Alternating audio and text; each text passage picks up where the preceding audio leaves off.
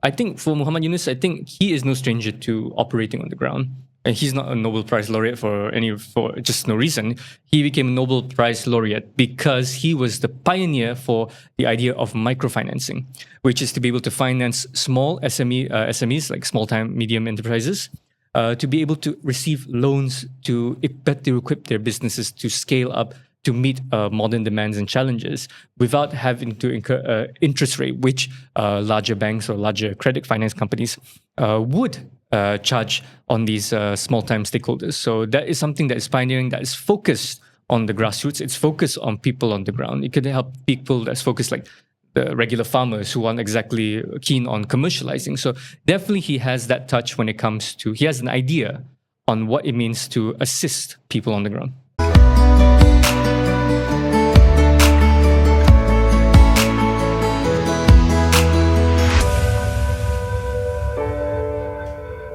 Hello, Internet. This is Kopitam Council. Once again, new week, new episode. And today we talk about Bangladesh in our last episode last week. And since then, there was huge thing that happened in Bangladesh, in Dhaka especially. What was that, Hadi? Yeah, it's amazing to see that Bangladesh has really progressed in terms of how things developed. In a space of 1 week. In space of 1 week. Yeah. And I would say within 1 month, huge changes has been coming. Because if you didn't watch the previous episode, Bangladesh was stuck in a lot of civil unrest due to complaints or issues with the Bangladeshi government, especially the Awami League leader, Sheikh Hasina, who is led the country. She has escaped, she has resigned her post, and they are having an interim is it premiership president? I can't remember anymore. Sort of interim premiership. But he's just not anybody. He is the Nobel Prize winner of economic prize winner. So it's not any man, not average Joe, to be at helm at Bangladesh for today. But even though he got the support, the democratic support from the parties in Bangladesh, but it's not going to be an easy job for him, despite his incredible CVs. Because what's waiting for him is, first of all, he needs to win a legitimate election. That's number one, the number one hurdle. And secondly, how would he navigate towards the so-called tumultuous water that a lot of, in terms of geopolitics, where you are Bangladesh literally sandwiched between India and China. So you have this power play, very interesting power play, and who you gonna appease?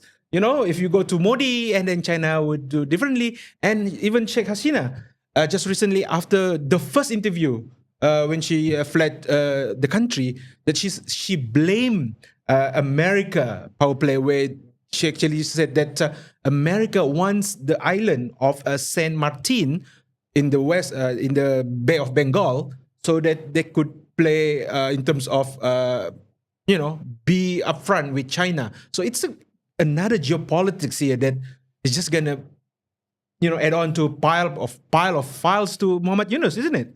Yeah, I mean, when it comes to American intervention, I think that's a very convenient excuse, and I think one that people will buy because of all the things that America has done.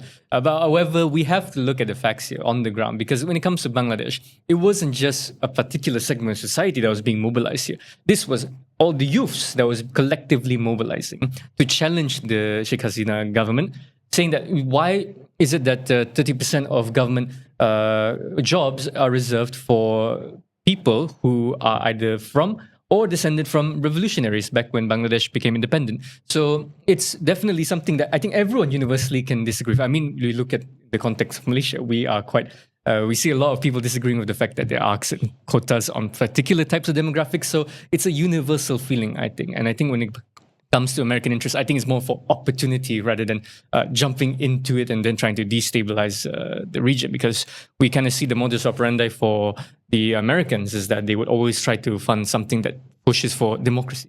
But when it comes to the situation in Bangladesh, there wasn't actually calls for democracy, it just calls for equal employment opportunities for everyone, especially considering that the unemployment rate in Bangladesh is it's very high, the unemployment rate. That's why we see a lot of Bangladeshis moving to places like over here in Malaysia, because it offers them security and possibly a future for a career, to send money back and support their families and all that. So when it comes to the power plays, I see is that India has already made the moves. We've already seen a lot of reports from the Indian news cycle saying that these people that are challenging the government are also taking advantage of the chaos to attack Hindu populations, destroying temples and all that, which is obviously very disturbing. However, some of it has been debunked, saying that that's not a temple, that's actually a hotel that's very highly stylized and highly decorated. So there's a lot of fake news, I feel, is being circulated around so that India is able to garner more support, either for their own benefit within the region and their own sympathy especially, but as well to counterbalance China as well. If India is being positioned as saying that, oh, look what's happening to our own people in a different country, then it kind of gives them a just cause to continue what the Modi administration is pursuing, which is a very Hindu nationalist approach. So it's very interesting. And I think for Muhammad Yunus, I think he is no stranger to operating on the ground. And he's not a Nobel Prize laureate for just no reason. He became a Nobel Prize laureate because he was the pioneer for the idea of microfinancing, which is to be able to finance small SMEs, like small time medium enterprises, to be able to receive loans to better equip their businesses to scale up to meet modern demands and challenges without having to incur interest rate, which larger banks or larger credit finance companies would charge on these small-time stakeholders. So that is something that is pioneering, that is focused on the grassroots. It's focused on people on the ground. It could help people that's focused like the regular farmers who aren't exactly keen on commercializing. So definitely he has that touch when it comes to, he has an idea on what it means to assist people on the ground. Yeah, I mean, it's no easy feat to be, someone who pioneer in social credit back in, I think, mid 2000, sorry. But Adi, as we know, Bangladesh politics is not very transparent.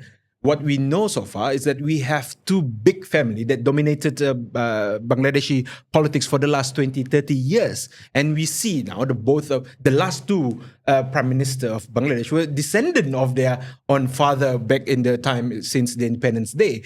So this is a very much a legacy politics in Bangladesh. It's like in Malaysia that we have UMNO or Barisan Nasional were in power for almost 60 years. And suddenly we can see another Mahathir or under different umbrella wants to be in power, and once in power it's very hard to sustain. So my worry for Muhammad Yunus is as someone who maybe you call him an academics, can he just within one night learn all the tricks of the tips and tricks of being a politician so that he can retain as a politician for Bangladesh for the long time? Of course the hope is very high for him. He has a very good record and whatnot. But remember what happened to Indonesia in 1998. After the revolution, B.J. Habibie became the president. He was the president that actually ever created an airplane for Indonesia back when he studied in Germany. He was that brilliant. In terms of his works, academically speaking, B.J. Habibie was good. But he only lasted for 3 years. Just short 3 years, then he succumbed to pressure left, right, and center. And look what we can, it's just 3 years, very short in politics. It's not even one cycle of election. So my worry is for Muhammad Yunus is for him to be actually a prime minister, because now he's just an interim, and to actually sustain as a prime minister and bring more development than we talked about in the last episode. That's under Sheikh Hasina. For the last 20 years, there's a lot of people that got out of poverty. So that needs to be commend to Sheikh Hasina. That's one thing. You can say that she's a corrupt or whatever. That's all different things altogether.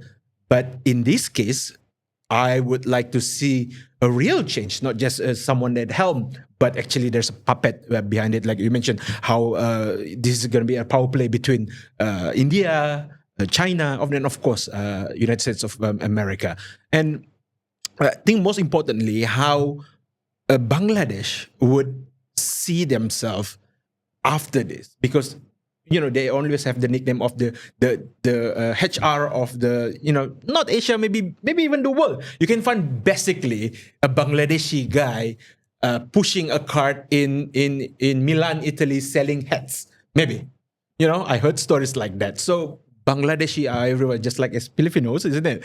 They mostly work on cruise for some reason. I don't know why, but these are the type of country that produce a lot of human resource, and like you mentioned, they bring in remittance and whatnot. That's contributed the economy of Bangladesh. How is it Bangladesh, in the challenges of AI of today, gonna maneuver around that and not relying entirely on this and diversify the economy?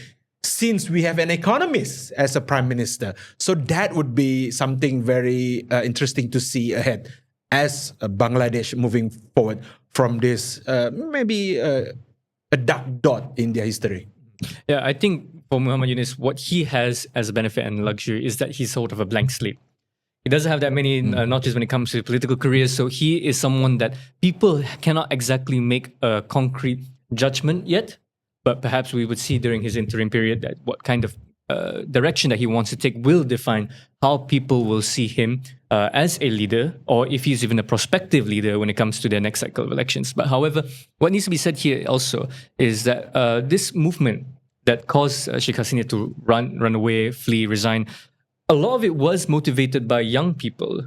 Some say that this was a Gen Z movement that actually toppled an entire government. And if it was that, in that short amount of time, they were able to do that, then that means that the government is still beholden to whatever they have to be very careful, because it's a very precarious situation for any kind of government, because they've seen that, a prime minister that held power for a very long time, who had a huge control over the state, was easily toppled off.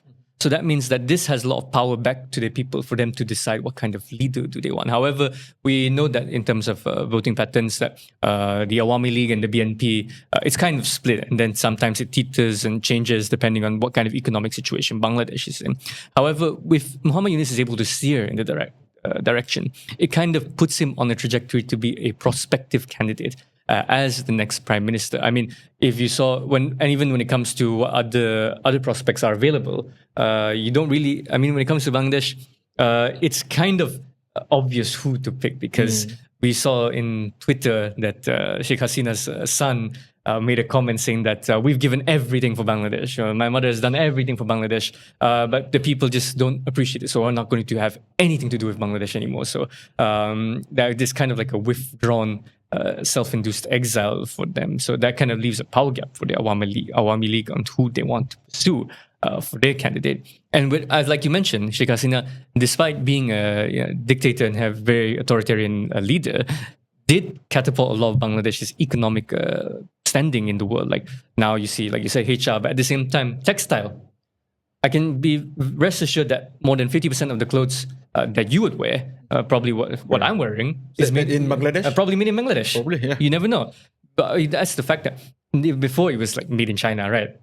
Now it's made in Bangladesh. And Sheikh Hasina and the BNP has to be commended for that. They did work on top of each other's policies. They definitely had the idea of, okay, Bangladesh has to be a regional player economically, and now in a way it is a global player economically. It's definitely a lot to contribute. It's contributed a lot, but it definitely has a lot more to contribute. And like you said, with economists, who is better to read the tides better than, let's say, Muhammad Yunus? Yeah, basically, especially the US and China trade war as well, right? We always talk about in our podcast that how Malaysia can find that little loophole and then snatch a little bit of superconductor or a super chip that we can manufacture here in our Malaysia, especially in Infineon factory that was just launched in Kulim Kedah recently by Prime Minister. I think Bangladesh should see the same opportunity as well. Maybe moving on from the textile industry that they already dominated for so long, maybe should move on to something like I said, this is 2024. People are already talking about AI and how Bangladesh could leverage on that as well. Skipping altogether all industries that are no longer relevant and then moving forward. That, I think, the biggest challenge waiting for Muhammad Yunus as an economist to bring Bangladesh into another level of democracy and economic standing. But also another thing that I would like to raise here, that Bangladesh in this coming future, that how, like I said, these legacy parties, they're not just gonna sitting dark and on the side enjoying their holiday. They will plot into something even bigger. Just remember what happened to Pakistan when Imran Khan was in power. It was just within not even one cycle of election, he got thrown into jail, and then now I don't know how long he's gonna serve in Imran Khan. He's gonna serve in prison. He was democratically elected prime minister of Pakistan for I don't know for so many years. The first time in so many years, and then he thrown him in jail in less than 3 years or 2 years. That could happen to Muhammad Yunus as well. So I think in this part of subcontinent, we should be wary about how democracy works and should not lose sight on the other players as well in the field that try to make their way on top of another. I think it depends also how much power the military is, because Pakistan, no doubt, the military and the intelligence agencies are the ones really in control. And Imran Khan was belligerent to them, and that's why they threw him in jail. But in terms of Bangladesh, because the institutions are not as strong, right? It's already proven with toppling of government and leader. I think in terms of the institutions, they have a lot more to reaffirm their stance. They have a lot more to, how do you explain? They can be more selective in how they want to move forward. Usually when when a country undergoes some kind of civil unrest, right, they would evolve their psyche to remember that event. Like for Malaysia, it's simple. 1MDB was a huge black spot in our history. So it's something that we always are being mindful of. This is something, I think for Bangladesh, it's a similar situation. This is going to be a blank spot, a dark spot in their history that they're going to look back on and say that, well, no, we don't want to go back to that era again, where our families, our family members, our friends are easily kidnapped for criticizing the government, or if you protest, you get shot or you get executed by the military. No. I think they're going to remember this, and they don't want a return. So let's say Muhammad Yunus or any other kind of political party tries to make a play for more authoritarian leadership. I think it'll be easily clapped back because it's very fresh in their heads, and they'll remember this. It's the same thing that powered the democratic ideas in Europe. France, they had their bloody revolution, and they remember that even 300 years later.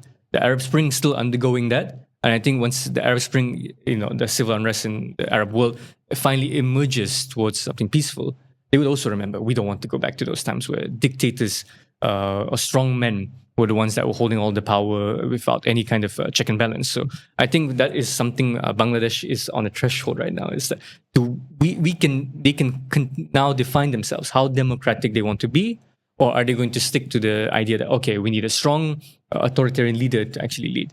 And it comes to economy, right? I think they're spoiled for choice as well when it comes to developing newer industries, like let's say the semiconductor or any kind of added value or downstream kind of processing industries. Because Malaysia, we rely a lot on foreign labor to set it up. Yeah. Over there, they already have the labor, so they can do it. They can actually acquire they don't have to send them all the way. They can retain them, and then they can develop and then build their own industries and then become somewhat self-sustainable in their own right. And then they'll become attractive for China investors, American investors, or even investors from India to set up shop in Bangladesh and make use of their cheap labor. It's the same thing with China. A lot of companies, tech companies, or even manufacturing companies, they would send a lot of they would hire a lot of China companies to develop with all the cheap labor they have. And now that China has already progressed, the labor is more expensive, they will turn to other sources, which is Bangladesh. That's it for this episode for this week, Bangladesh. If you were interested to listen to the other day that we were talking about Bangladesh, there's a cut here and click on the link before, or just let this video play. I'm going to push it for the next video to play anyway. So that's it for this Bangladesh episode. Next up, we're gonna go back home. Yeah. Sabah. So let's see the next episode.